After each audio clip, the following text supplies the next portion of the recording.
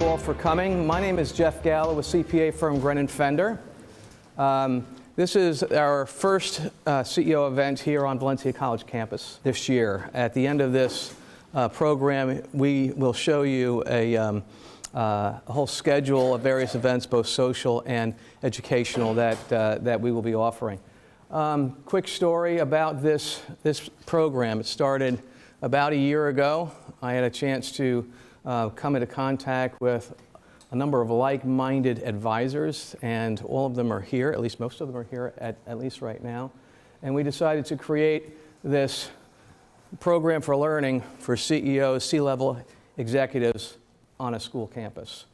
We were introduced to Valencia College through Doug Foreman, and we were off and running. I met Nasser Hedayat, who is in the back, and you will hear from him later.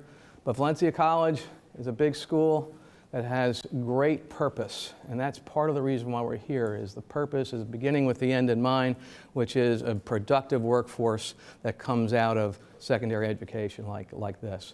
So we decided to create a scholarship program.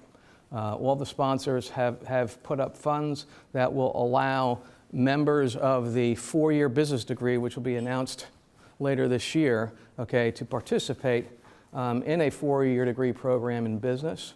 And it's our purpose to try to help these folks get planted during their school years into small and mid-sized businesses. I call it the warehouse experience, okay? Get them involved early so that when they graduate, they have very appropriate skills that you can hire from immediately.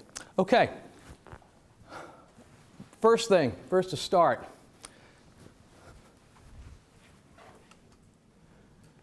We have an agenda, and it's action-packed. Our program is called Growth versus Profitability, a Catch-22. It is, it's always you're at a dichotomy, right? As I'm growing, am I profitable? or am I cash flowing, though I know I'm profitable? We're going to be addressing a number of these things. So the first thing we're going to do here is address each other. I'm going to ask each of you to pair up and to interview each other, and you can write this down right now. And all you're going to do is get the name, the company, all right? What your position is, and what is unique about you that nobody knows. So, Alvaro, if Bernie is interviewing you, he's going to be talking about you. So you have to say it in such a way so he can remember it. Remember, he's age, he's a little older. Okay, and then we're going to address the pre-workshop assessment results. A lot of you took those. We're driving a lot of our commentary towards those. And as a matter of fact, we have dozens of these from last year, and we're aggregating them up, and the college is using the results of those to help tweak their course programs going forward. So we're excited that you're here. I'd like you to take literally 3 minutes. Okay, that means 1.5 minutes each, all right? And interview each other, pair off, and we start from there. Okay? Good. Okay, I'm going to ask Mike Ballmer to introduce David Anderson. I know it's so easy for us to just to keep on talking. It's very easy, but okay. But we're going to start here and work our way around the room. Mike, you can introduce David, and then we'll just move this way.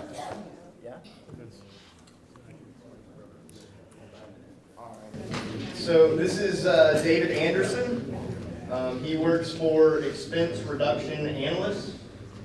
He is the managing director for Expense Reduction Analysts.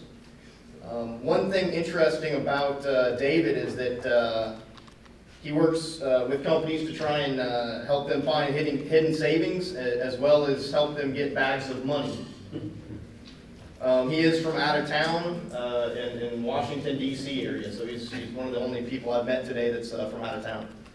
Thank you. Is that one? Keep it rolling? Go for it.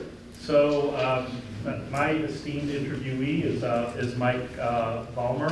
His company goes by the name, the acronym SPMI. They're actually in the business of doing precast manufacturing, most of the time in service to Department of Transportation and other roads. It is a family-owned business. Within the business, he is both the sales leader and does have an ownership interest in the business. What Mike describes as unique about him is that he has a unique new opportunity mindset, that he's open to many, many things. That path has taken him to college in Maine, professional training in the Carolinas, and he didn't get into how he ended up here in Orlando, but we'll get to know him later, I guess, more about that. So. This is Matt McLaughlin. He is the owner of FX Design Group, and they make production sets for TV stations throughout the country. They just won a big national award this last month that you see on Facebook, which was pretty impressive.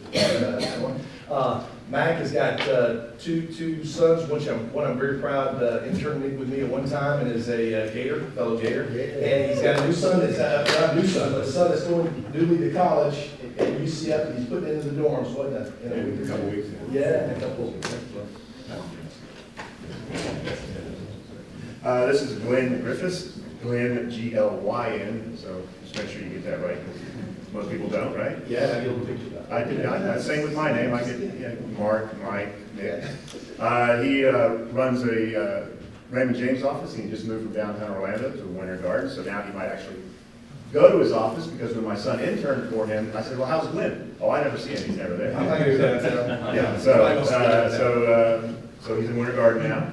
And something unique about him is he's waiting for a call from Dancing with the Stars, because he's a big ballroom dancer, and he would love to be on that show. All right. Hi, everyone. This is Paul Zimmerman. He works for Center State Bank. He's a commercial banker.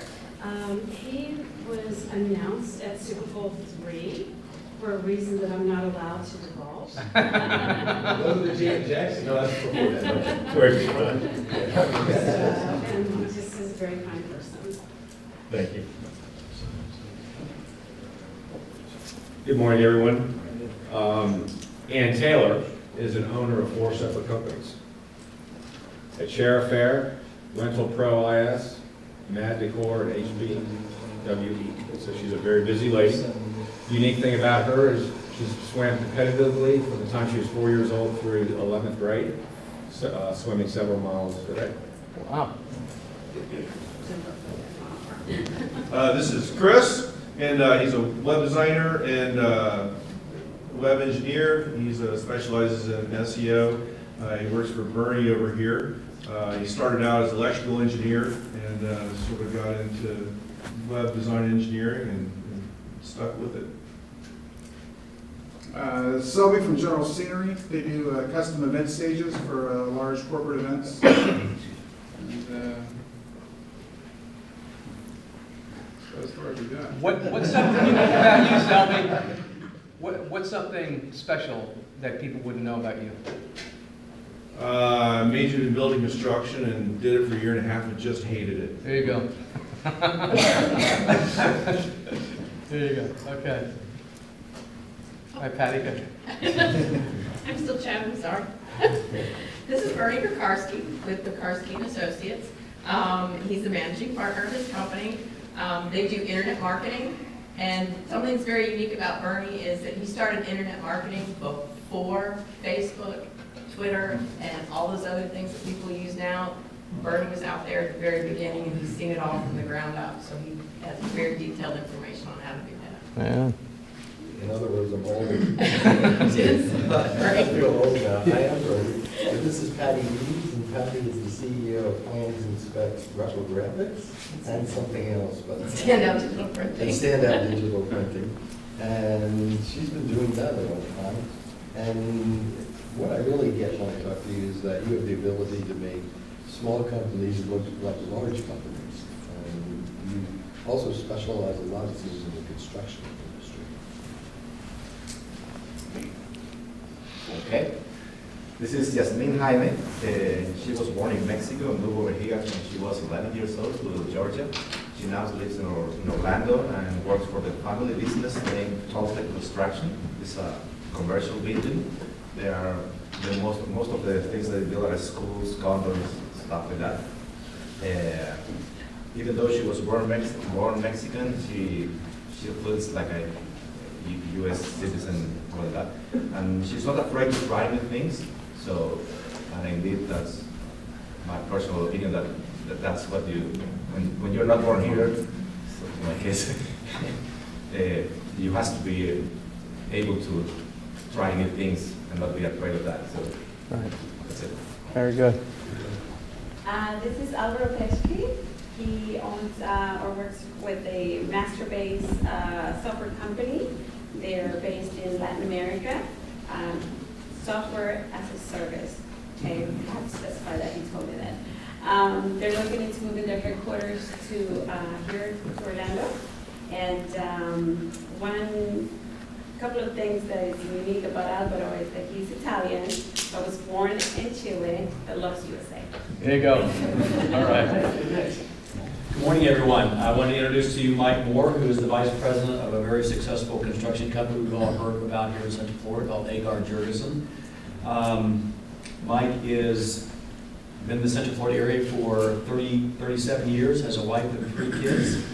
One son's fixing to graduate, and 2 daughters he needs to start preparing for weddings for here into Center 9 here soon. So anyhow, I'm glad you could be here. Thank you. Let me introduce Rick Dalrymple. Rick is the CEO of RJD Risk Management. Rick helps middle-sized companies become more profitable through risk management. Rick is a best-selling author, wrote the book Accidents Waiting to Happen.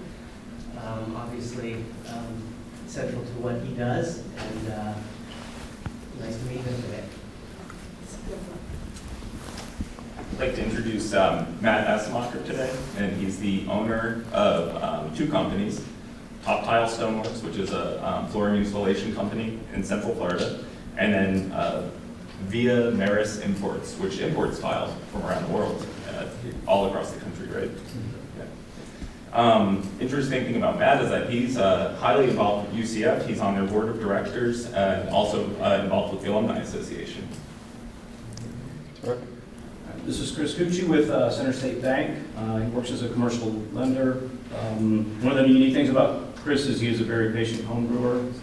He's been working on a Belgian double ale that's 3 years. Yep. Just finally bottled after 3 years, and you said 1 6-pack though, right? Yeah, that's a 12-pack actually. So yeah, hard work for 12-pack. Yeah. Party at your house today. Yeah. Fantastic. All right, well, I hear some themes. I hear construction, I hear manufacturing, I hear technology. So there's a nice mixed group here, and I think we will really get some great exchange going. Just so you know, we had done this once last year, and we plan on doing it for this event and for the other two events. You see some cameras here. There's a camera in the room next door. Throughout this morning, some of these Valencia folks are going to be grabbing you and asking you to share some perspectives on learning, on the growth of your business, why you're here, things like that. Don't be shy. And don't worry about what it looks like. These folks, the students actually will edit this. We did one last year and it was absolutely first rate.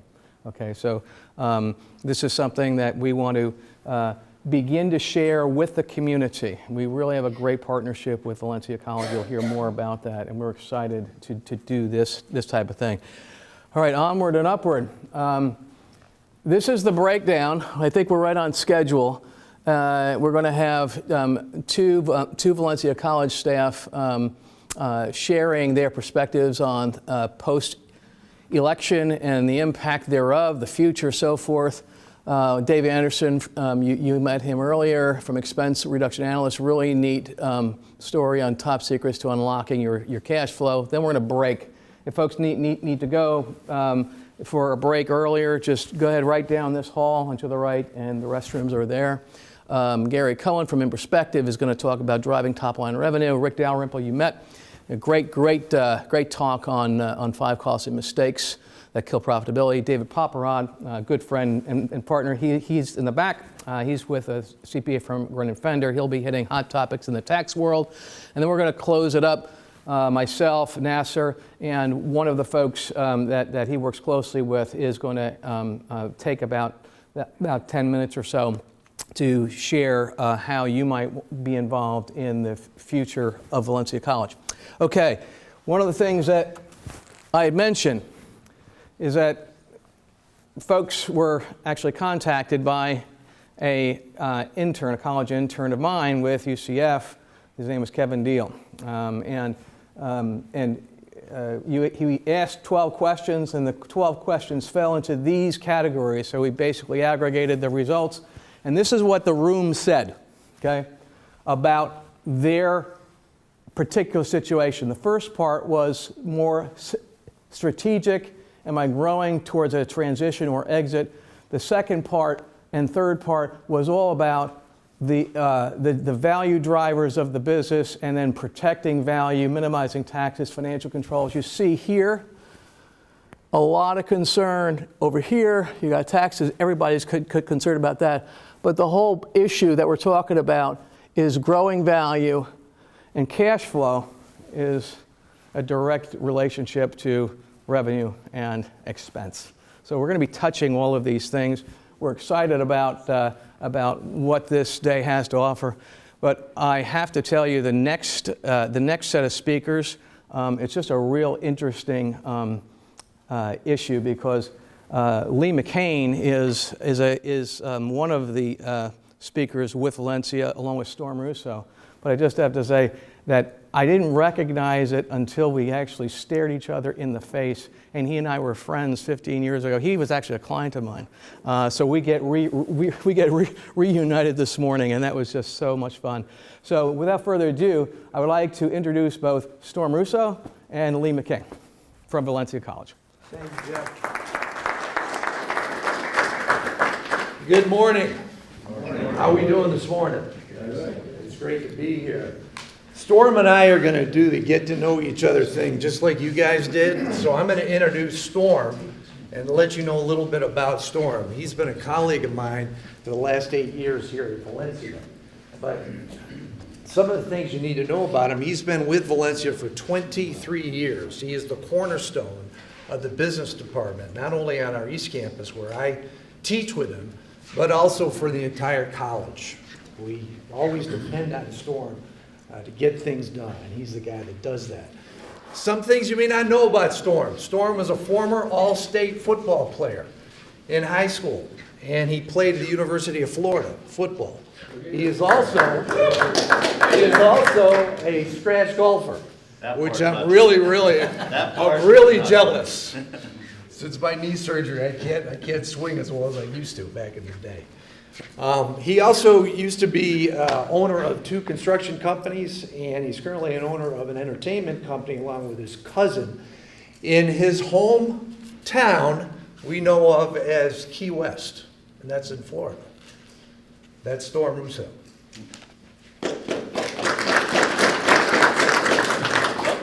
As you heard, this is Lee McCain.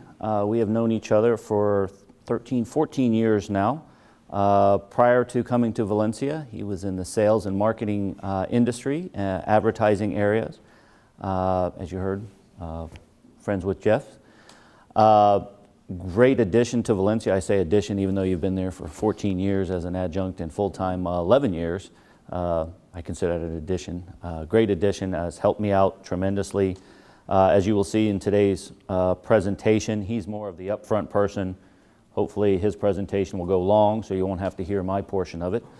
I'm more of the background type of person. Something interesting about Lee, former referee for collegiate basketball. He actually looks like a basketball coach to me. The first time I met him, he just looks like I don't know what it is, it's just a demeanor. Looks like a basketball coach to me. So I want to say thank you and welcome. Well, thank you. Thank you. It's great to be here. So what we're going to do, Storm and I are going to talk a little bit about some of the economic opportunities here in Central Florida, as well as what happened in the post-election after the recent presidential election. So we're first of all going to talk a little bit about some statistics, and then we're going to get into some of the challenges I think you guys could probably relate to. And then talk to you a little bit about some of the opportunities that we've seen here in Central Florida for jobs, as well as in several industries. So let's get started and talk about first some of the key statistics. All right, so, number one, I don't know whether you're aware of this, the military simulation industry is number one in Central Florida. It is the preeminent military simulation complex in the entire world, which is absolutely unbelievable. One of the things I want to mention to you, this relates directly to my family, because my brother, my older brother Chuck, is an owner of a military simulation company based in Virginia. And he does aircraft simulation for all branches of the military as well as NGOs. And he is so busy with Lockheed Martin, one of his largest clients, that he had to open a Central Florida location just down the street from Lockheed Martin. That's how vibrant this military simulation industry is today here in Central Florida. Number two, any guesses as to who the second largest university in the nation is? UCF. UCF, right after Arizona State. That's a big, big draw as well. Number three in the country as far as one of the best cities for jobs by Forbes magazine. We're behind Plano, Texas, and behind Scottsdale, Arizona. And Scottsdale, Arizona is right down the street from the largest university in the country, and that's Arizona State University, just to let you know. The MSA here in Orlando will not slow down. The unemployment rate is at a record low of 4.2%. 4.2% is going to make it difficult for you guys to find qualified candidates, that's for sure. So we're going to talk a little bit more about that. You can go to the next slide, Storm, that'd be great. Thank you. That brings to mind the numbers of people coming in. 138 people a day come into Orlando. But that doesn't mean all of them are qualified to work at your particular company. The professional services sector is growing like a weed, an all-time high of 210,000 people here in Central Florida. And also, too, as you're probably well aware, you're getting a lot of resumes, but you don't have enough qualified people to fill the positions that you're looking for, especially in professional services. And you don't have a social media recruiting strategy. How many of you have a social media recruiting strategy, besides you? That I saw that earlier. What's that? Yeah. Anyone else have a social media? What kinds of things are you doing for social media? Primarily LinkedIn. Okay. You know, I've opened 3 groups. Okay. To capture people that are in our industry, and then I can see their. How successful is that for you? I've hired 3 employees through that process. Wow. Okay. We're only 40 employees, so. Okay, that's pretty good. 10% of our workforce. That's pretty good. Anyone else using social media to recruit? Because one of the things that, go ahead, Dave. So we're a consulting How successful is business. that? For us, people are our new products. People are everything for us. And I'd say we do pretty well, but have a lot to learn and many chances to improve. Okay. One of the, yes? I was just going to say one more thing about that. Yeah. We also use social media to investigate potential employees that we didn't find through social media. You know, we had one lady, we're looking for a marketing intern, and she said she's a marketing intern. I went and looked at the company she's working for, and there had no marketing, so really didn't see that as a plus. Feels the truth, doesn't it? Yeah. Wow. One of the things that some of the research that I found is that some companies are a little hesitant to get on social media because they're afraid of sullying their brand, for lack of a better term, because some people will post some things on Facebook that are not complimentary about the company and may keep people away just because of some of the things that people say maybe they're not true that's online in Facebook. And that's one of the reasons why some companies don't get on Facebook and other social media. LinkedIn is a great source for candidates, but Facebook is also a good source as well. Many applications, not enough time and not enough manpower. The problem is budgets. One of the budgets that for recruiting has not kept up with the demand for the jobs, and as a result, there's no follow-up for those that are interested in going to work. The other thing is how do you keep valuable people retention is a really, really big issue. How many of you have issues with keeping really good, top-notch employees at your companies? No one's raising their hand. No one raising their hand, so then I would like to follow up with, Yeah. what strategies are you using to keep them? Right. I'd like to hear from a few. Yes, sir. Yeah. We pay for lunch for our employees every day. We're very flexible with vacations, generous with our salaries and bonuses. So we try to treat them really well. That's great. We treat our team members like a family. You Yeah. know, so vacations, some, certain ones, key people Sure. go with us on our vacations, especially summer vacation when we're slower. Lunch, rewards, and, that type of thing, and then completely flexible with time off, and, you just trust them that they're doing the job that they're supposed to be doing, and they usually almost always exceed what we're expecting. Right. Interesting. What about benefits, employee benefits such as healthcare, dental, tuition reimbursement, things like that? Those some of the tactics are you using? For a good company, that's not. 401K, health insurance. Those, years ago, it was so hard to find a company plan for a small company. But I asked my employees, and they're all, number one item they wanted, more than a raise, more than anything else, was health insurance. And I couldn't find a plan that they could afford. Hopefully things change. I'll Congress. The health insurance thing, we actually, the past 2 years with ACA was, we had a vote within the company, do you want us to, we give you X amount of money every month for your health insurance. Sure. Do you want that in cash and go buy your own plan, or do you want to stick with whatever group plan we can get? Right. 2 years in a row now, they voted to stick with the group plan, and I will say Doug bailed us out big time this year on the plan we got versus the plan we were going to get. Although I think I ruined it in January with my surgery, but. We had a new employees, we're on it's a private, partially self-funded plan. So Yeah. he can explain to you, but a certain amount of our money goes into a reserve, and if we don't spend it all, then we do well. I spent about 100,000 of it in January, so. What kind of turnover rates do you have? I mean, I don't want to get too personal into some of the information. I'm just curious because I hear about that all the time in local business, shaking your head, no turnover whatsoever. No, I sometimes I'd like to have more turnover. No, my guys stuck with me for years and years and years, yeah. People are saying that our part-timers are like revolving doors. But like Ann says, I mean, it's treat them like their family,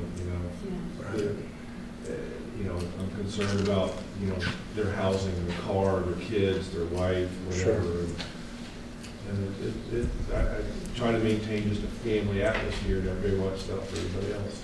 I will say though, with the younger employees, I won't say the word, they're when they come in, they're telling you they're not going to stick around for more than a couple of years because they have other things they want to do. Even if it's a great company and you enjoy working there, they still want to go do something else. So I don't see them being the 20, 30-year employees going forward. They're going to be the 3 to 5 year employees moving on, which is not a bad thing. They just want other experiences and That's because they'll expect to be vice presidents in 50 years. Well, that's the other thing.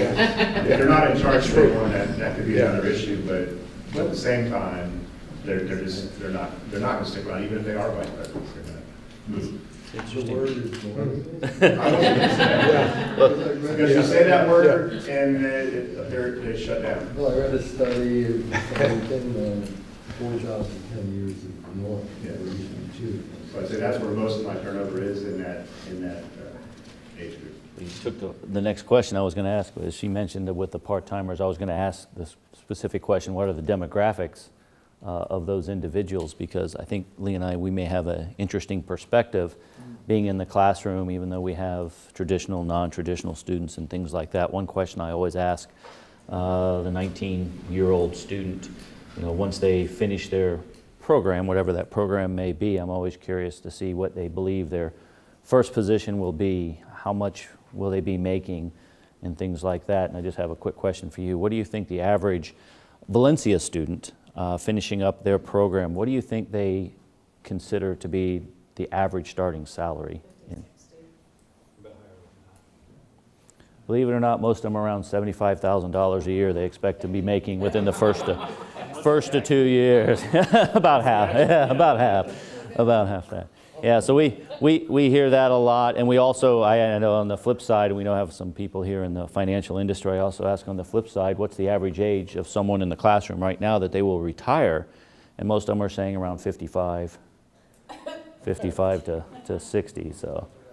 If you make 75 your first year out, you should be able to get There you go. I guess they do have that figured out, their priority set there. So it's interesting because when we start talking about... Say the most of it.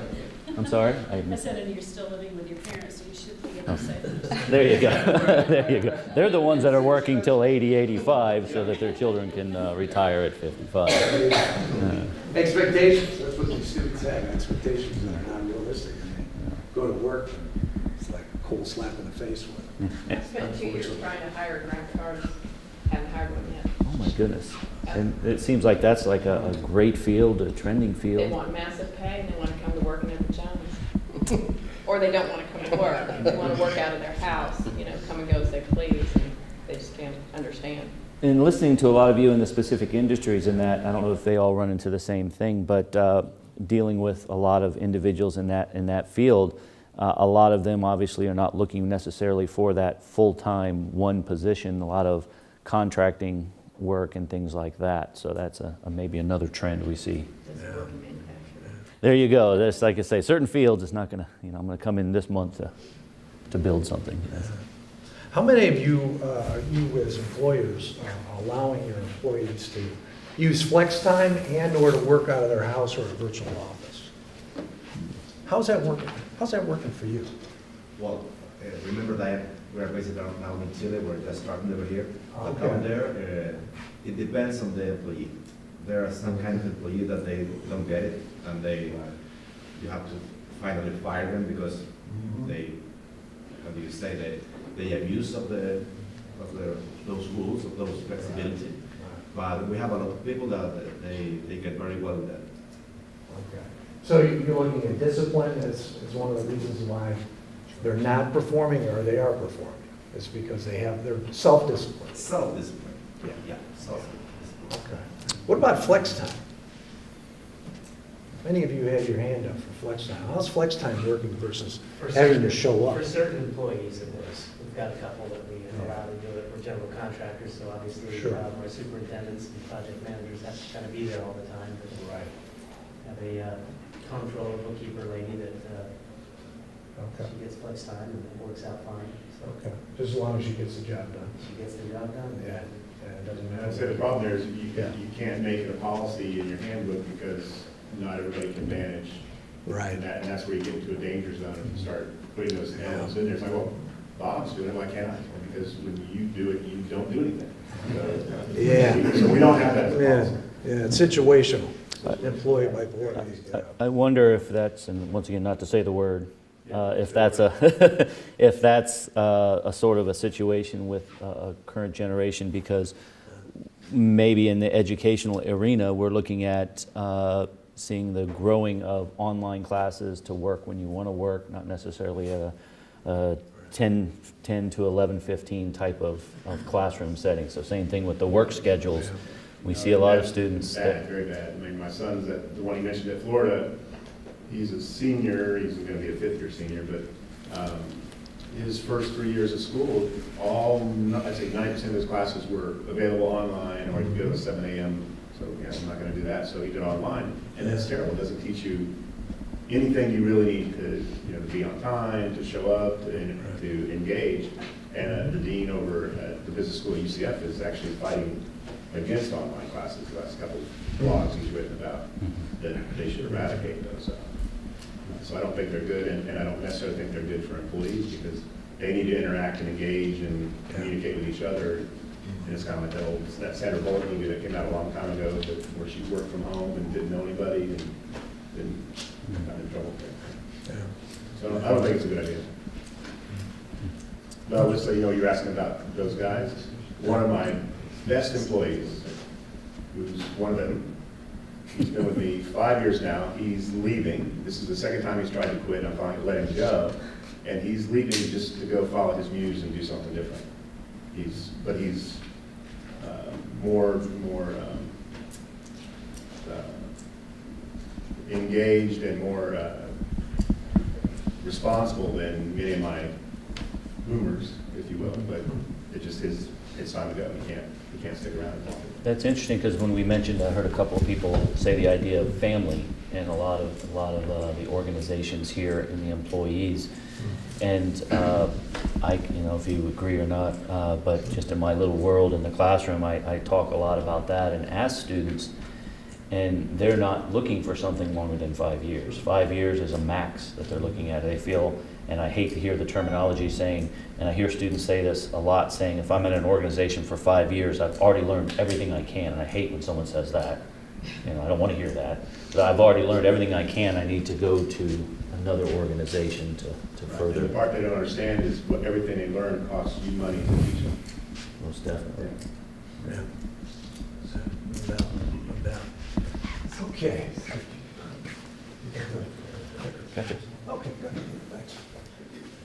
I mentioned to you earlier the cost of hiring is increasing, and that has a lot to do with the fact that there's a lot of traffic coming in and out of your companies for those folks that are interested in working for you, and you don't have enough people, you don't have enough money to do it properly. And how do you figure out how much money you need for recruiting? How many of you, besides social media, use other websites or other sources for recruiting top people for your company? Indeed. What kinds of things are you using? Indeed.com. Indeed, okay. Okay, you're doing that as well? Okay, all right. Those are great sources, but I think some of the old-fashioned ways of doing things like we're doing here today, the networking, the old-fashioned way of networking is also really, really important, simply because of the relationships that you had mentioned in person that you establish with people that you actually meet as opposed to meeting them online. And that's also very, very effective as well. Different year, same issue with healthcare workers, there are too many job openings and not enough qualified people. One of the things that we're doing here at Valencia, UCF is also doing this, and at Seminole State, the curriculum is being tied in directly to the needs of the hospitals and other healthcare companies in Central Florida, so that when nurses or other professionals that are hired by healthcare companies can go to work and be productive from day one. So the curriculum at those three schools matches exactly what the job skills that are necessary to go to work, say, at a hospital as a registered nurse, one example. There's a major shortage of home healthcare workers as well. As you're probably aware, baby boomers like me, there are a lot of us, and we're getting older, and we need home health care as we get older. And so that demand is huge, but the problem is there isn't enough people to take care of us at home.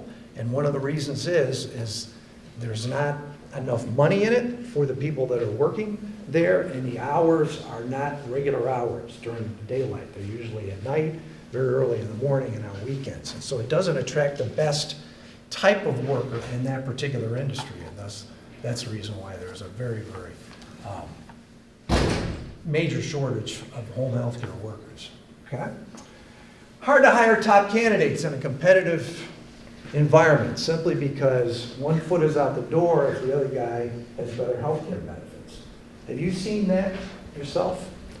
Where somebody has left your company or has taken an offer with a competitive company because that particular company had better benefits. Have you seen that personally in your business? We were a training ground for large companies. Oh, really? You were there then. It was a 6 to 7 year cycle.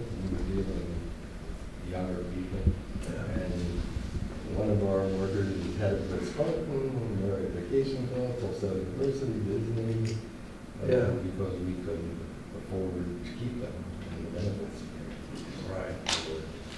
So they left because of the benefits of those larger Well, that was one of the reasons, not the only one. Okay. What we do, they like to concentrate on one account, say. Sure. That skate for years. Yeah. So less stress, because every study I've ever read, on these numbers 3 or 4, I personally don't believe it's done. More about stress and anxiety and work environment. stuff you've been talking about. Right. And recognition, too. Recognition is really big. Just a pat on the back actually goes a long way, and that doesn't cost you anything. That's saying you did a great job. But then their personality type, do you do it publicly, some people like that? some Right, don't. right. Yeah, you gotta watch in that situation too. That's Uh, true. It's true. Yeah. And as we're probably already well aware, the hospitality and leisure industry has a great job shortage, even though we are adding 138 new people here coming into Central Florida every day. There's still that shortage because the theme parks are always looking for really, really qualified people. Let's look at some of the opportunities. The ones in green that we have up there, those are the industries that have the best opportunities here in Central Florida, according to OrlandoJobs.com. And most of that starting pay, you can see, is between $60,000 and $90,000. I don't know that recent college graduates would qualify for those. Those are folks that are generally have some level of experience, depending on the industry, to expect that kind of a salary range. But that's where the opportunities are. I don't know whether you're aware of this, and besides the I-4, everybody is aware of the I-4 project, and that's certainly big, and that's going to be with us for way too long. The 408 construction project is ongoing. OIA, which is Orlando International Airport, has a brand new intermodal terminal facility. I don't know whether you've seen that south of the airport, and that's going to be opening up in a year or so. They're going to be opening, I think in May, a brand new people mover that's going to be automated, that's going to go into that terminal. It's going to replace, also, I think they mentioned the North Terminal as well. Another opportunity, I don't know whether you're aware of, Universal Studios is going to open, I believe it's May 25th, Volcano Bay. It's going to be a brand new theme park. It's water-based. And one of the unusual things about this is, I guess, a point of difference, is that Volcano Bay, if you're interested in going, you will not wait in line 1 minute because they provide these bands, these waterproof bands that you wear on your wrist that will, all you have to do is wave it in front of a reader, in front of one of the rides that you want to go on. And if you have to wait in line, you don't have to, you go do something else. And when your place in line gets to that point where you can enter the ride, they notify you, you can go over and you get right out without having to wait. It's a great thing. The other thing about it is that band also has some intelligence to it so that when you're walking through various aspects of Volcano Bay, you can actually wave that band and it provides a multimedia spectacle that's tailored to you. It's unbelievable. So that's one of the great things about Volcano Bay. Also, they just opened a new resort hotel there at Universal. And I don't have it up here, but Disney is also opening up a new attraction that's going to be based on that movie. And what is that? Yeah, Pandora, the World of Avatar. And that's going to be opening up in just a few months. So those are a couple opportunities there as well. I do have one question when we look at the idea of infrastructure and rebuilding. I know that I've heard we've got some large national and even international organizations in here. What are the positives of organizations moving at least some of their facilities to Central Florida, but what are some of the negatives or reasons why they don't? I'm always curious when it comes to infrastructure, transportation issues and things like that. What are some of the positives you hear or use to maintain your organization here, but what are some of the negatives as well? I mean, when we talk about, like, I always hear public transportation. Yeah. No, I want to hear your opinions on that. Because I'm moving over here. So. That's what I'm saying, because especially the international organizations. Yeah, man. What we do, some perspective. Oh, please do. I've had my own business for the last 11 years. Before that, I worked for a company called Chubb. Yeah, Pelican. So, I mean, they're a $3 billion global business. Not everybody knows about them, but they're kind of a behind-the-scenes company. But they moved their headquarters from Orlando to Atlanta. This was after I left the company because they felt that there weren't enough qualified professional workers for Orlando to pull the talent with them to meet the needs of the growth. So one area is qualified workers, qualified work pool. I was at a chamber meeting a couple months ago, and a gentleman by the name of Ray Leach that started Jumpstart that kind of turned Cleveland around. was the speaker of our group, and he shared this Milken Institute survey or study that was done, and Orlando ranked number 9 as the largest, 9th of the top 10 best performing large cities in the country. Orlando, MSA. And he said, can you imagine Orlando being number 1? And so he shared with us all the key indicators that they used in this ranking. And the 4 areas where we ranked the lowest was high-tech GDP growth for the 10-year cycle in the last year, and then high-tech GDP concentration, and then a location quotient that I don't really understand yet. But the point is, with some emphasis in the high-tech area, more emphasis in the industry as a whole, it could accelerate the economic ecosystem that we have today, which is very good. And so it's just kind of a think tank. Why is that? And one of it is the limited access to capital from a venture capital standpoint. We have very limited resources in this area, and as such, you have companies that are relocating to California and DC and Boston, that the access to capital is more prominent. And I just thought that was interesting, and I think that's an area that I know in the business community, the organizations that I'm involved in, is really trying to put something together. Like I said, this guy started Jumpstart that took Cleveland from the bottom of the barrel, and is now one of the most, number 9, I think, is one of the top user-friendly entrepreneur areas. Do you think that's because small banking is more prevalent in those areas where it's easier to get money? No, what they did, Dealing with big banks? no is the answer, because we, as a commercial bank, that's not our playing field. That's, our risk profile as far as lending money isn't in that arena. We'd like it to be, but that's just not who we are. Once you're up and running 2 years out, we're the low-cost provider of funds. But what they did is they started a nonprofit, check this oxymoron, nonprofit venture capital. And you should Google it, Jumpstart. It's very interesting what they did to turn Cleveland around, but their focus was all in the technology sector, because that's the growing, obviously, sector that's very prominent throughout all of our economies in the country. So they focused on that sector and bridged that gap by putting together this nonprofit economic or venture capital group, and they turned Cleveland around. Interesting. Yeah, because I can second the lack of venture capital in Orlando. I think that spreads out all the way across Central Florida to some degree. Raymond James' headquarters is based in St. Pete, so they do a lot of the venture capital side, because of the resources and things that they have over in Tampa. But for Orlando, there's definitely a shortfall, and a lot of companies are looking for venture capitalists in our time. I can tell you a little bit why I selected Orlando. Thank you. Being a Latin American company and being involved in obviously there are a lot of reasons, but for instance, first of all, why the U.S.? Because we're a Latin American company. Freedom. You may not realize it, but freedom is one of the biggest issues from the U.S. The second one, weather. You have an excellent weather over here. You're not freezing in New York or stuff like that. You also have to be near Latin America. That's a good point for Florida in general. And Orlando, infrastructure.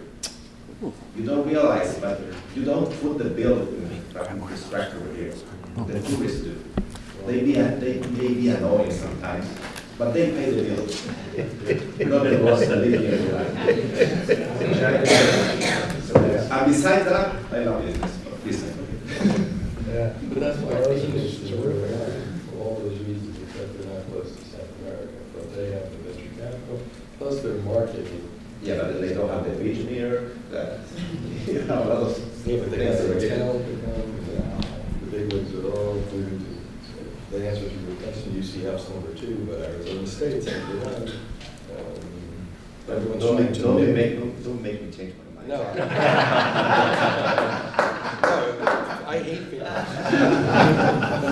airports these days. The airport is nice. Yeah, the airport is. So I hear a lot about the idea of venture capitalism and capitalists and ideas, but I was just curious, and I don't need to go too more in depth. I was just wondering about other things that are drawing companies to the Central Florida area besides, outside of work. That's something that I think that we need to take advantage of as well. You mentioned the tourism idea, but some of the other things, the arts and entertainment that are bringing companies in. Central Florida alone.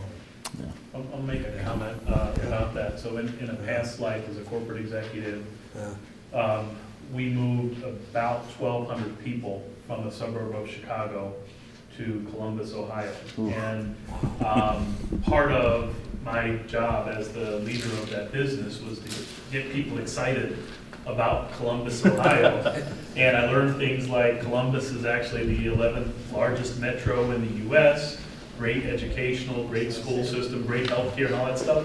But I couldn't get anybody interested in Columbus, Ohio, just because it wasn't anywhere near as interesting a city, anywhere near as cosmopolitan as the Chicago metro area that we have. So from the introduction earlier, I'm probably the one out-of-towner in this room, and I can tell you that your geographic area is an interesting geographic area in terms of where people want to raise a family, want to build a lifestyle and things like that, and that's probably one of the biggest selling points, kind of the fun selling. You in Vegas, but I don't think you compete, right? We're more friendly. Just different audience. enjoyable family environment, considering weather and activities and things like that.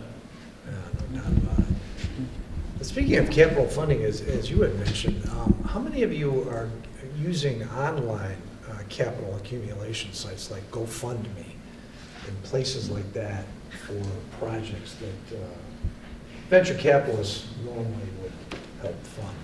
How many of you are using sites like that, out of curiosity? Yeah. What kind of success did you have with those kinds of sites? Well, it's new, so it's Yeah. a little, everybody that I've got, I think a dozen, it's a little triangle shaped, wide race board. So you divide your day into 3 sectors. Okay. And challenge yourself out to complete tasks on time within those 3 sectors. And people that I've given it to liked it, but I don't know that can really answer as far as there's no tracking for success or anything yet. Interesting, okay.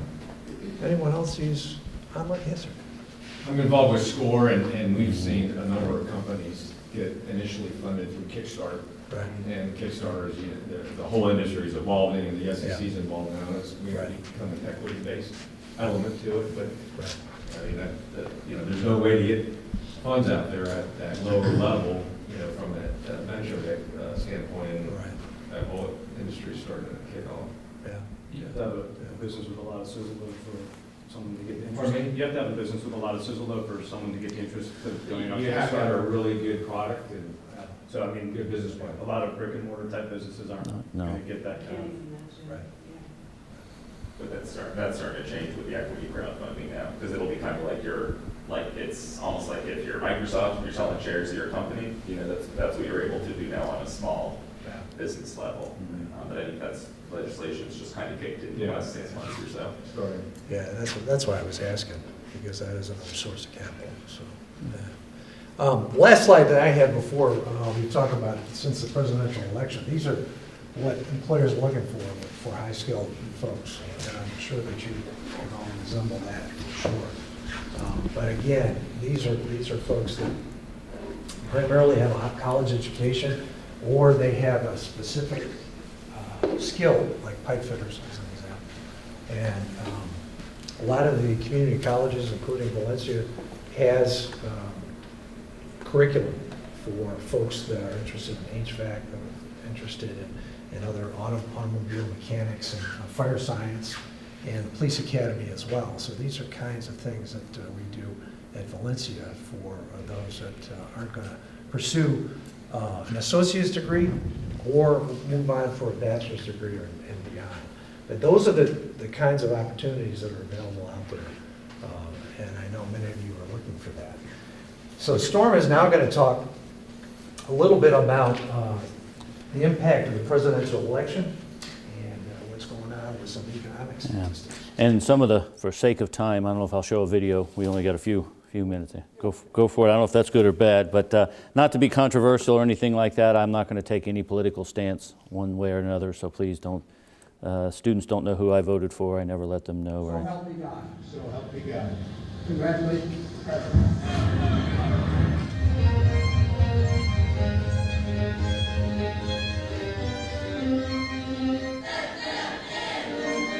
We are officially putting Corinne on notice. Today I am keeping another promise by nominating Judge Neil Gorsuch. I find that the temporary restraining order is in the public interest. The Vice President votes in the affirmative and the nomination is confirmed. This administration is running like a fine-tuned machine. He didn't tell the Vice President of the United States the facts. The star is born. We are fighting the fake news. A new chapter of American greatness is now beginning. I have recused myself.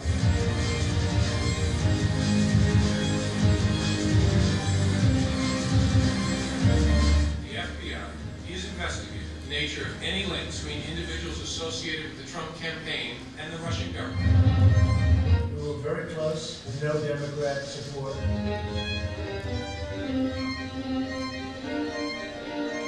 These heinous actions by the Assad regime cannot be tolerated.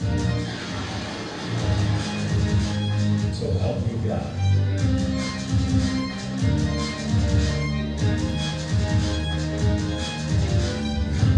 We will have a massive tax cut. well, as you can see, some very interesting and divisive and controversial things happen depending on which side you stand. And like I say, I'm not political at all, nor do I want to be in any setting or anything like that. So just want to take a look at some of the situation with the economic outlook.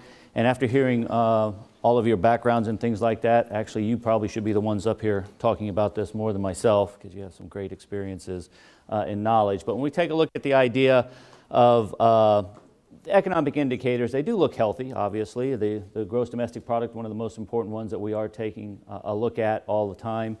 You can see that it's predicted to continue to rise to that 2.1% level in 2017, which is faster than last year a little bit. Unemployment rate, as Lee mentioned, 4.5%. That's better than last year, of course, so you can see that we're trending in the right direction as well. Inflation rates actually going up a little bit, but once again, that's not necessarily a bad thing, you know, because last year's inflation rates actually were because of declining oil prices and things like that going down and so forth. We mentioned in our area, but also nationwide, manufacturing is starting to grow. Actually, that's predicted to grow faster than the overall general economy, grow by at least 3%, so you can see growing faster than the GDP. Interest rates, I don't know, we have a couple of people in the constructions arena and financial area and things like that. I just purchased another home and saw my interest rates going up recently, but maybe I should have talked to somebody in here about that. So looking at some of the areas, areas that are likely winners post-election, some of the things, oil, obviously we've talked about how oil prices affect things and things like that.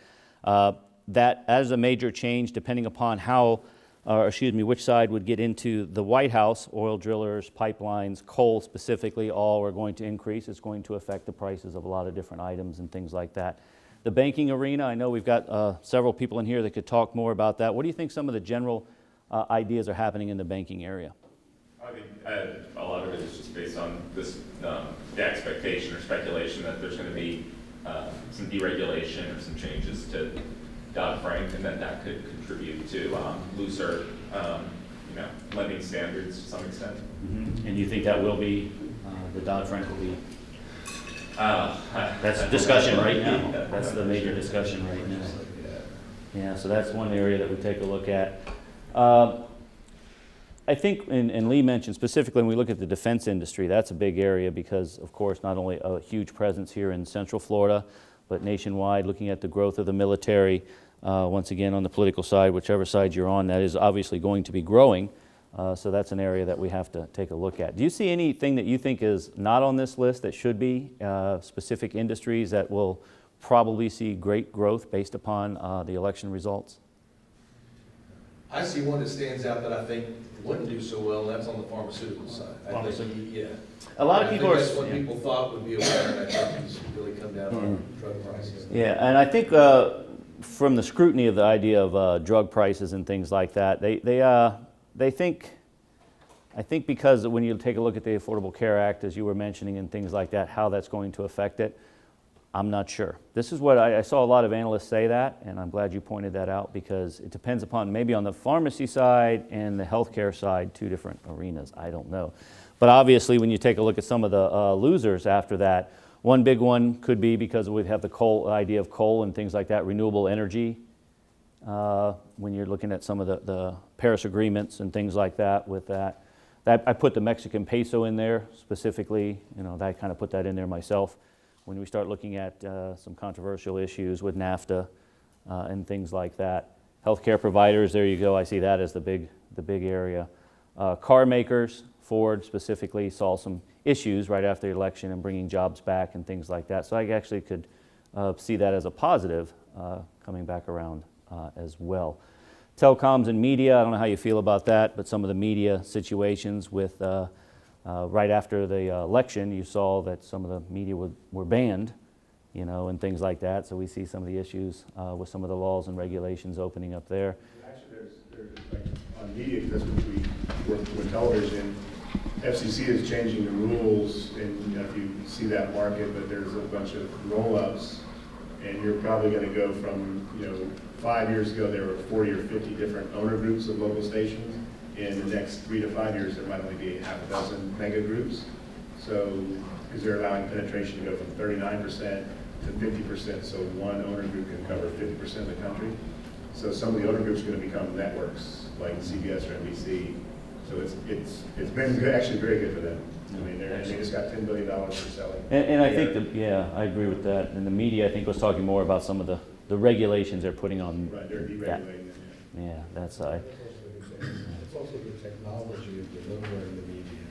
I mean, it's going to be customized. If you watch this show on Netflix and Big Data knows you by this, you see the commercial, she sees the different. So it's going to be splintered, I believe, the opposite. Who knows? Yeah, well, I agree. And the last one I just put on there, polling and gaming, because I know it sounds horrible, but we bet on this election. I don't know if any of you in the room did. I hope you didn't.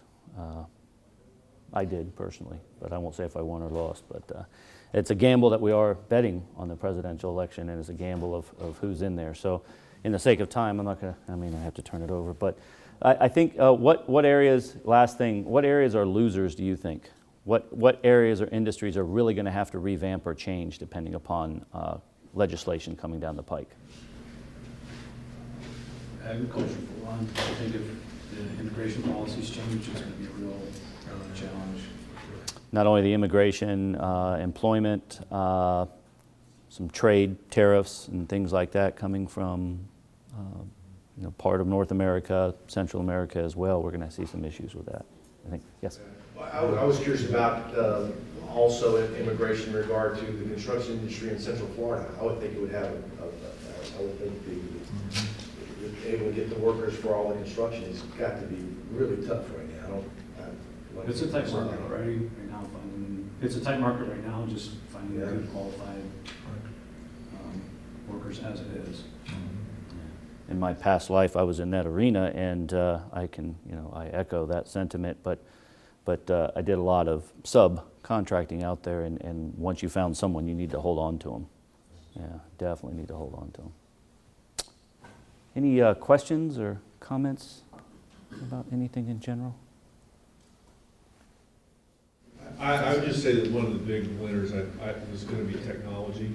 And you brought up Ford, and I do a lot of work with Ford. And even before the election, they've been gearing down. They're not putting their money in new models and upgrading their models. They're looking to have driverless cars on the road in 25. And all of us will become one car or no car families. So they're putting their money into downsizing their fleet, but putting it into the technology and being the first out there even before, Google and Uber and everybody else. So they're actually gearing down on their own before the election. So technology is a big winner. Actual vehicle manufacturers, if they have the blinders on and say we're a vehicle manufacturer instead of a, transportation or relocation service, then they're going to lose out, like the trains. Thank you. Well, thank you very much.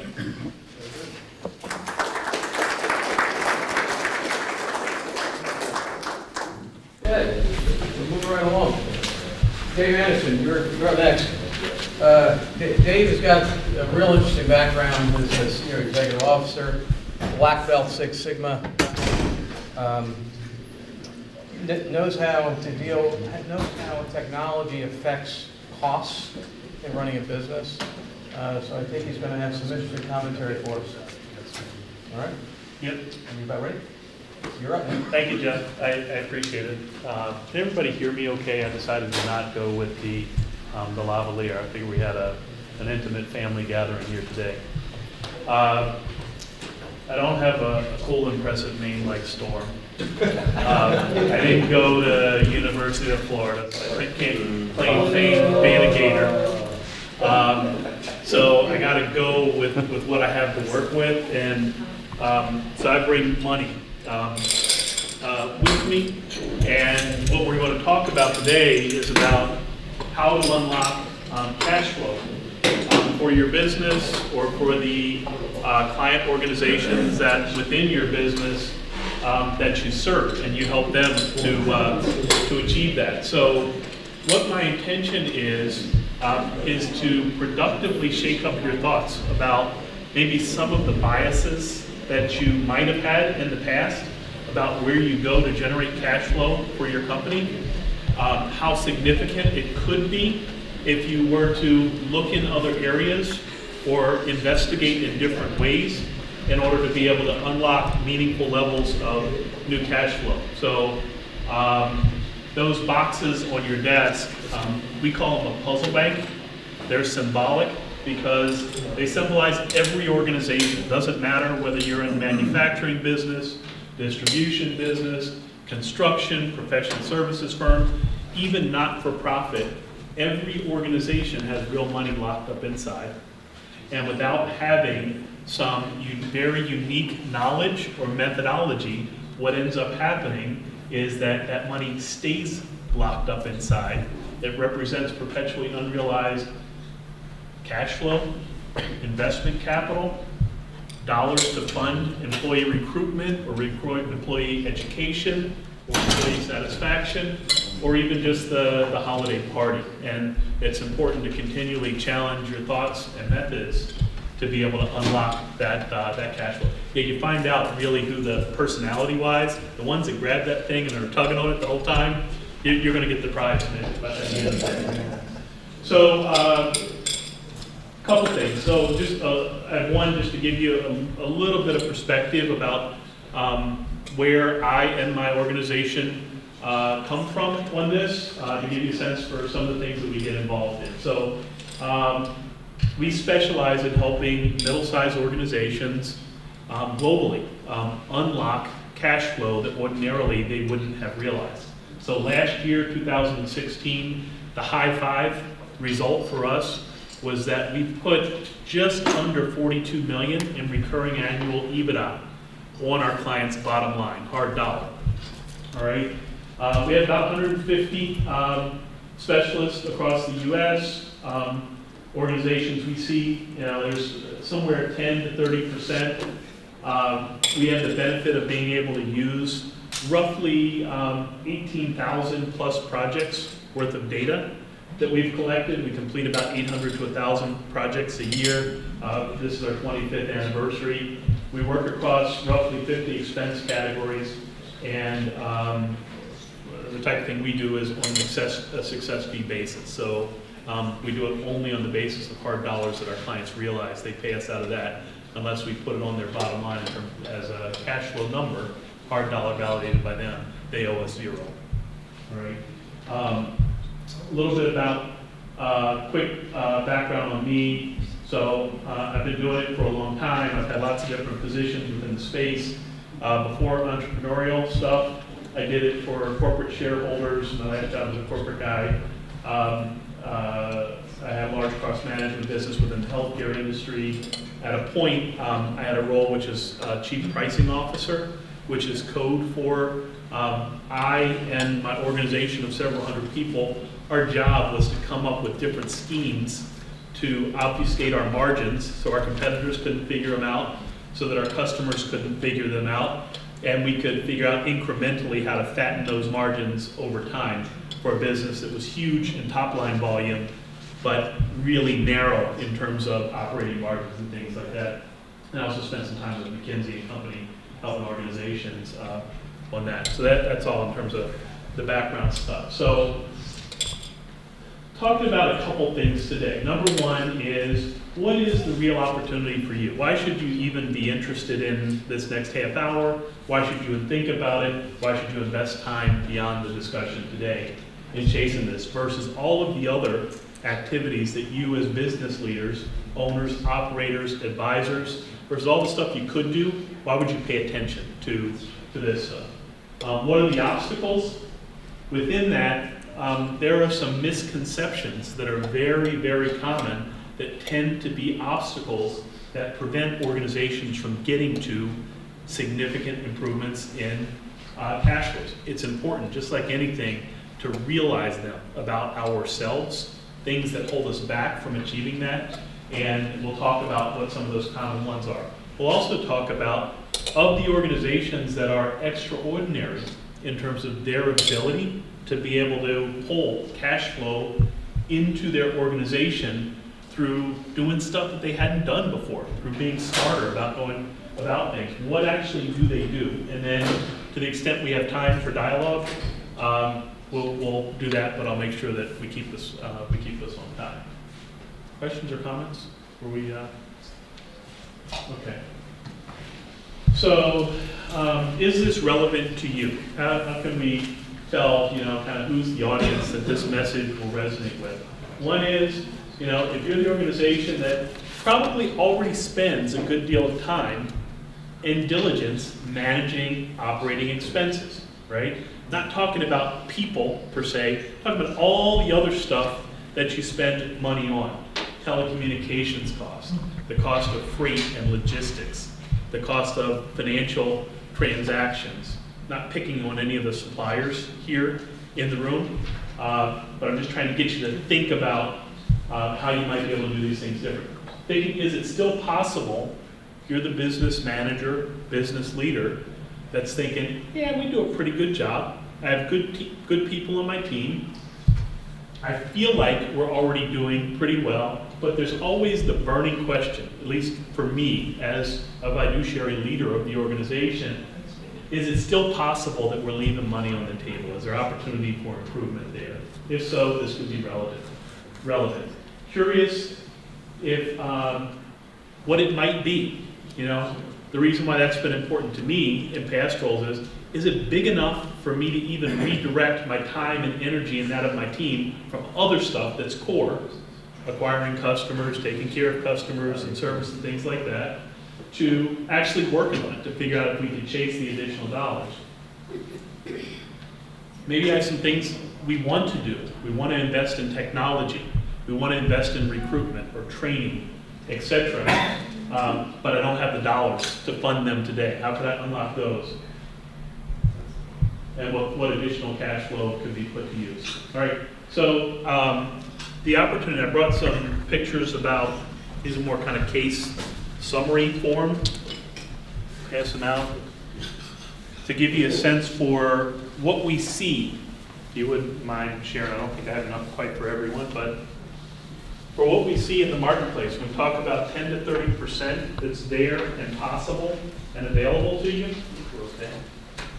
And available to you, We have hundreds of these cases. I picked one from a distribution logistics service company. I picked one from a healthcare provider company. I picked one from a professional services firm who's a top 10 CPA firm in the U.S., just to show that these opportunities exist across organizations. But most companies are still leaving 10 to 30% on the table. They could get after that by managing it better and in different ways. And this next slide is actually a core slide, which you can take the examples that you're looking at of how organizations unlock cash flow and apply it to how meaningful it could be for your business. So I'll apologize for somewhat of a complex slide, and I'll kind of boil it down. All right. So many organizations, those that I've had in the past and possibly those that you have, the focus tends to be on growth in the business through top line and sales growth. Next new customer, next new project, next new contract, etc. Lots of resources are deployed in that area in order to make that happen. And sometimes it gets lost within that you can generate the same bottom line cash flow improvement for your business if you balance your focus, in addition to focusing on top line and growth, to more expense management, and not the tough part of expense management, which relates to people cost. I'm talking about non-core cost. I'm talking about your wireless telecommunications bill. I'm talking about what you spend on office supplies, waste management services, FedEx, UPS, LTL, full truckload, or on the back of a steamship. I'm talking about financial costs that you incur. I'm talking about costs associated with paying your employees, right? Payroll processing service. Those costs add up, and they're costs that frequently organizations kind of lose sight of what the magnitude of those costs are in aggregate and how important and impactful it could be for their business if they're able to do something about it. So back to my slide. I'll start with just the top line. What this shows, it takes an example, an organization that operates at a 10% net, right? Your organization or those you're involved with, they're going to vary some, but it's a pretty close estimate. And it just runs through the quick math to show that this organization can achieve the same bottom line impact by doing one of two things.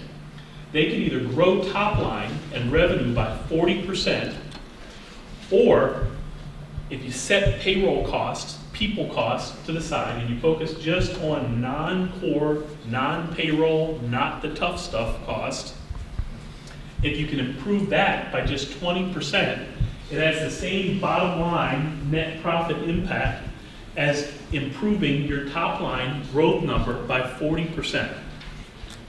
And so we use this in order to prompt the thought that, okay, so if you're a business owner, manager, or advisor, what would it likely take for you to believe that you could move the top line needle by 40%?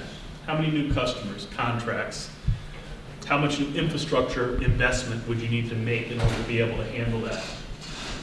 How many new marketing programs would you need to start so that you can kill most of them and deploy the remainder in order to drive top line growth? How many years would it take you to get to that 40% overall improvement in top line? What's your level of confidence that you can execute to all that in order to actually realize the 40% top line growth? As an alternative, complementary alternative, right? Not rather than, it's something you would do and focus on in addition to top line. In addition to, you can focus on your non-core indirect cost. What 25 years and 18,000 times plus of doing it has taught us is that those costs can be dealt with at a much higher level of confidence, meaning you can actually get it done. You can be considerably less disruptive to your organization. It can get done in less than a year, typically less than 6 months. And so for that reason, because it's driving such a substantial improvement to the bottom line, it's worth thinking about. It's worth figuring out how you get after that. Is it sinking in? Are there questions up to this point or comments about what we've shared so far. See heads shaking yes, but just to check to make sure that I'm talking about stuff that's of interest to you. Okay? So, surprising? Anybody surprised by that? By the leverage you can get? Has anyone here within their business thought about it that way? I have, but I haven't figured out, any one thing that's gonna move the needle that much. Right, not a silver bullet. I agree. Correct. I agree. It's about picking. It's kind of picking the battle, right, for your respective. What's worth giving up or changing? Right. Right. How is it possible that $42 million in recurring annual EBITDA among our clients last year? How is that possible that exists? The 10 to 30%. This stuff is already diligently managed. Right?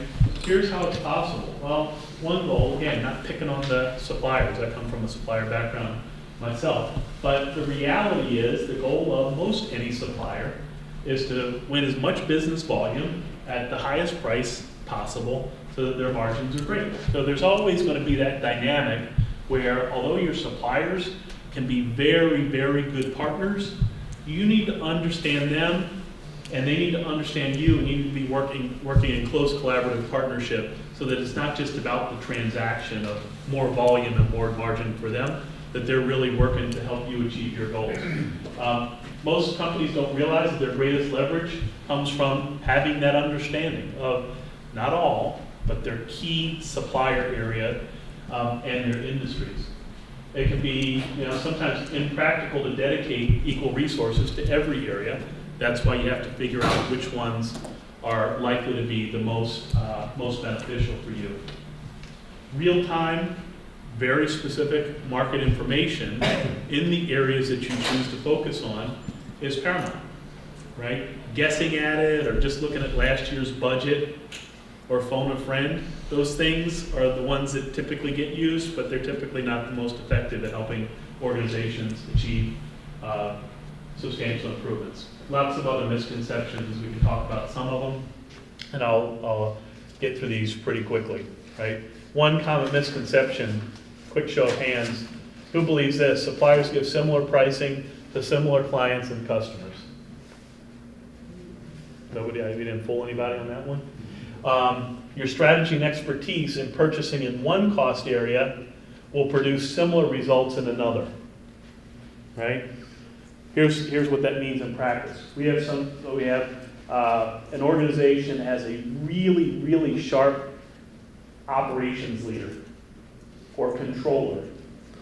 And when the ADP payroll processing or Paychex payroll processing agreement comes up for renewal, they take that great ops person and they assign them to do payroll processing or telecom. And they assume that they're going to get the same result because it's a smart, well-proven leader and things like that. The reality is there is value in having someone that has a particular expertise in an area helping you to make sure that your arrangements are optimal with a supplier. So the message there is choose wisely as you're assigning somebody. It's not just the one who's been really good in other areas, it's the one that actually has a sense for the industry and really how to peel it back in a way that's most productive. Number 3, show of hands. National pricing agreements are almost always better than local agreements with the same suppliers. Who's buying that? Sharp group, right? Many times you can do just as well if you develop a strong relationship with a local supplier, and many times even better. Supplier loyalty translates into best price and best service. I'll go through the remainder of these pretty quickly. More volume always gets you a better deal.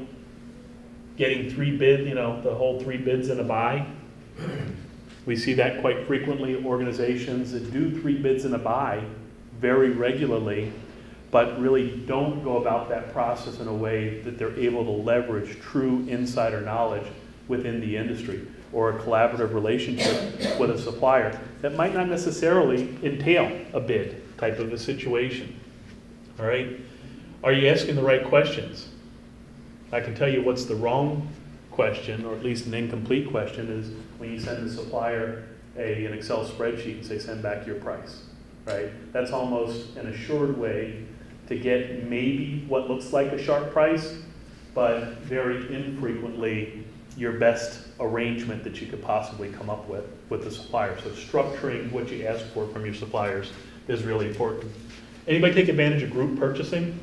GPOs, consortium purchasing, part of some other local or trade group or something like that? Okay. Yeah, so it's, I won't go into it, but it's pretty good. It's a good first line of defense, but it's rarely as well as you could do. Is there a presumption here that lower price means lower quality and service?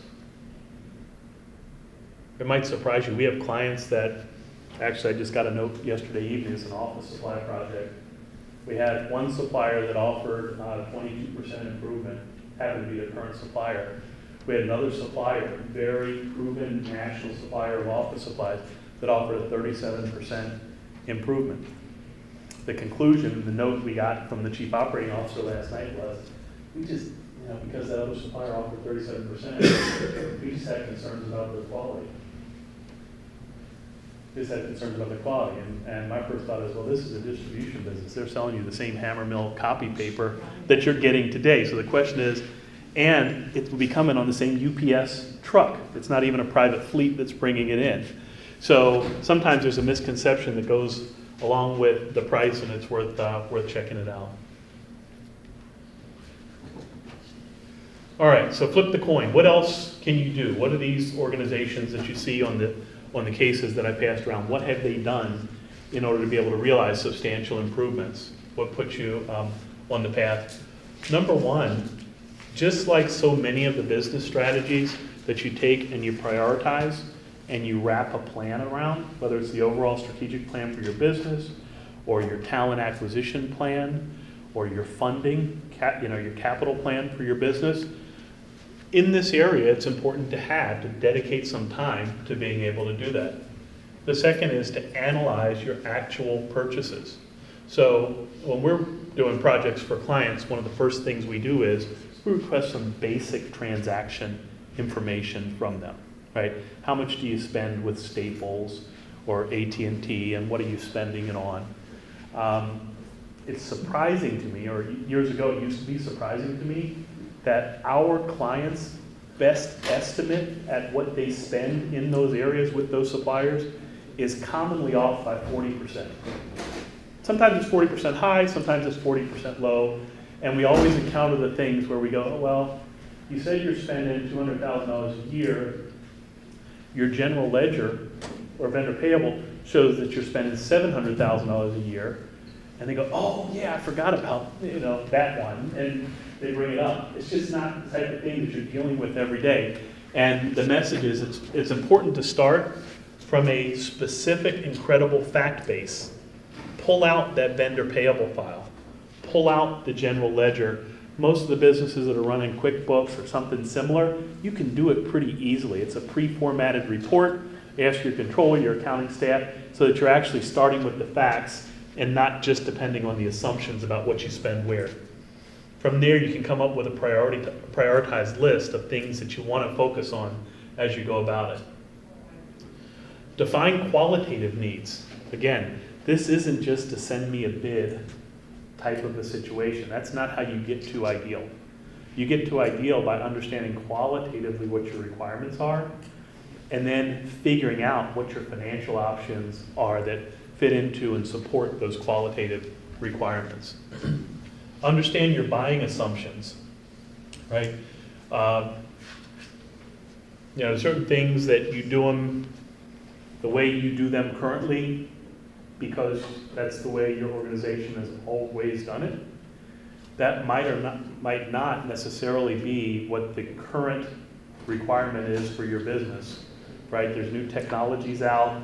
There might be some things that were done manually that aren't necessarily as relevant or beneficial for one's business, and it's important as you start this process to think through that. For the ones that are important, right, and this really gets back to your point. You can't do this for every industry. You don't have the resources.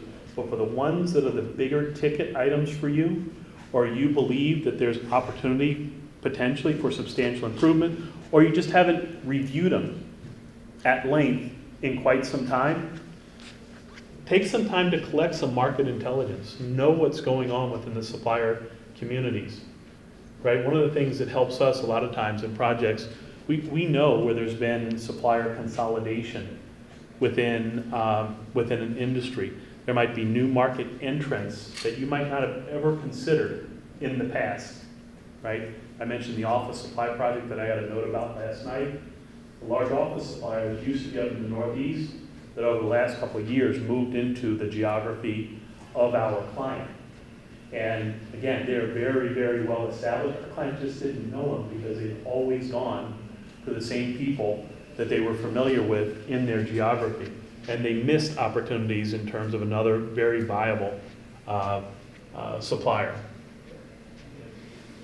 I won't go through these, but on the right, we just listed out some of the things that are important to know about a market in order to be able to develop the understanding that helps you do as well as possible. All right. So I haven't got many hands here. I'll ask this. I'll say this, as a senior executive in a corporate environment, I have lots of suppliers who were looking to get on my calendar. And I had very capable gatekeepers that were effective in keeping suppliers from getting on my calendar because I just didn't have the time to meet with everyone. Right. Sometimes we as managers and executives miss key opportunities where technology or other innovation has occurred, and realize that you can't meet with every supplier who says they got something for you, but we find ourselves all too frequently with this message, right? You have a solutions provider that's credible and very capable, yet you view them as a salesperson and you're not able to make time to spend any time with them. Anybody can relate to that? Right? And it's a difficult balance to strike. I recognize you can't meet with everyone, but that's part of understanding the market, is collecting information so that you're able to know who are the ones that you should invest the limited amount of time you have with in order to understand what's going on. But it's like fighting junk mail.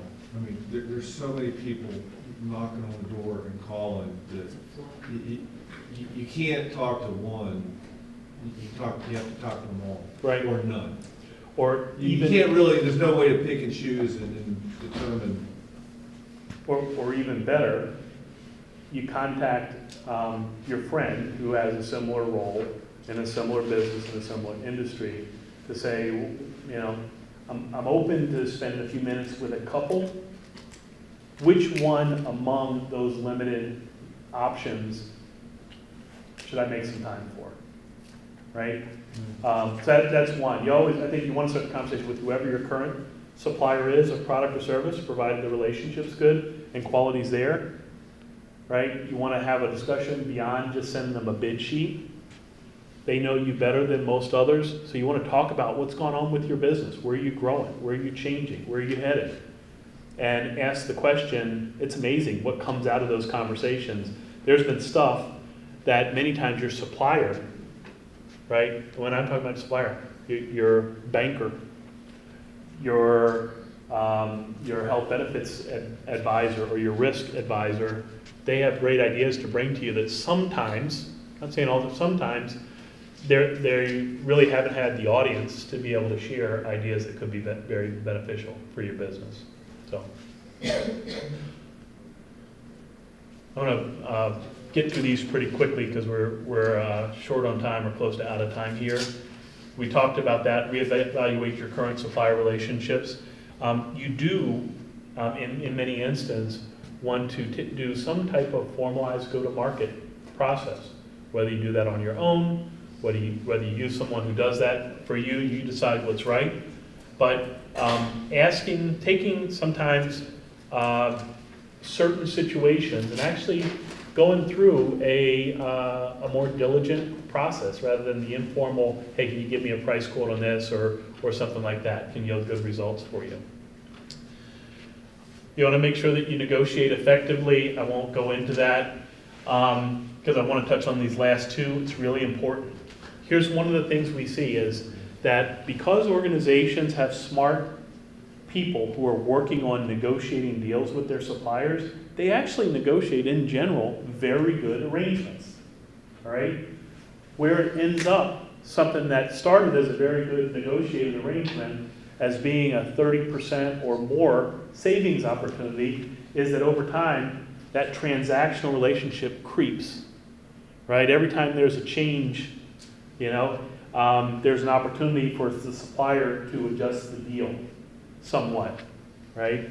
It's something that you have to set up some method to be able to track and monitor what's going on. It's helpful to have, formal or informal, some written arrangement at the front of that agreement and relationship that you're able to refer back to down the line, where you're able to say, so many times we'll build things in our agreements for our clients. It says, in the event of, this is more commodities, any price change being passed through by the supplier needs to provide written documentation of the cause. Is it a raw material change?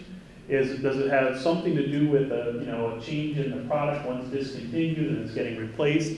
Things like that. Something that allows you to track, monitor, refer back to as a way to make sure that that price doesn't creep. Or that you're able to identify where misbillings have occurred, and they're common across many, many industries, and have an efficient method to be able to chase those down and reclaim them. Last thing, change the culture, right? I'm here among a room of leaders. It really starts with you, just like so many things within your organization. The fact that occasionally you ask a question about a supplier deal, or when's the last time we have actually really scrutinized this arrangement, or how did we go about scrutinizing the arrangement, it sends a message culturally among your organization that paying attention to what might be viewed as the small things, your wireless telecom agreement, or your office supply, or your copier agreement, could actually be very meaningful for the organization. And as managers of the business, it's important for them to help the organization by staying focused on that. So this is the whole chart that we just talked about. It's in your packet, so I won't go through it, but it's 10 steps that I encourage you to think through for your business. And that's really all I have. So, Jeff, I want to keep this. Yes.